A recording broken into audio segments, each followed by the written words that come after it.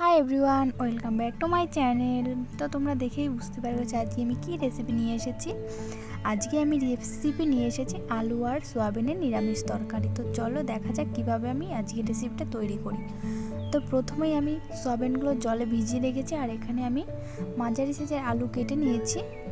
আর এদিকে যে মশলাগুলো দেবো সেটা হলো কাঁচা লঙ্কা, আদা, জিরে আর বড় ধনিয়া। তো ভালো করে আমি এটা পেস্ট করে নিয়েছি। এবার একটা কড়াইতে আমি দিয়ে দিলাম তেল। আমি সয়াবিন তেল দিইনি, আমি সরিষার তেল দিয়েছি। এবার আমি কড়াইতে যে তেল দিয়েছি তেলটা গরম হয়ে গেছে, তার মধ্যে আলুগুলো দিয়ে আমি ভালো করে ভেজে নেব। তো দেখো এরকম করে ভেজে নিয়েছি আমি। তো এবার যে অবশিষ্ট তেল রয়েছে তার মধ্যে আমি সয়াবিনগুলো দিয়ে দেবো। এগুলো এবার একটু ভালো করে ভেজে নেব। তো দেখো আমার ভাজা হয়ে গেছে, এবার আমি একটা পাত্রে নামিয়ে নেব।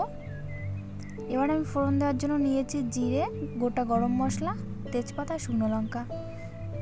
এবার আমি তেলের মধ্যে ফোড়নটা দিয়ে দিচ্ছি। আর দেখো যে বাটা মশলাটা রেডি করেছিলাম সেটা আমি দিয়ে দিচ্ছি।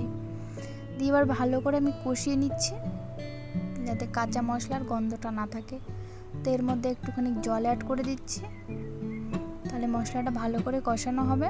আর দেখো অনেকটাই কষানো হয়ে গেছে। এর মধ্যে এবার আমি নুন আর হলুদ আর লঙ্কার গুঁড়ো অ্যাড করে দেবো। যেহেতু আমি কাঁচা লঙ্কা দিয়েছি তার জন্য আমি জাস্ট একটুখানি কালার করার জন্য লঙ্কার গুঁড়োটা দিয়েছি। তোমরা কাঁচা লঙ্কা স্কিপ করে শুকনো লঙ্কাও করতে পারো, বাট কাঁচা লঙ্কা খেলে শরীরের পক্ষে অনেকটাই ভালো।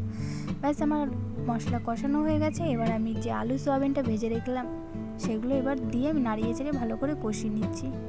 তো কষানো হয়ে গেছে। এর মধ্যে এবার আমি দিয়ে দিচ্ছি জল।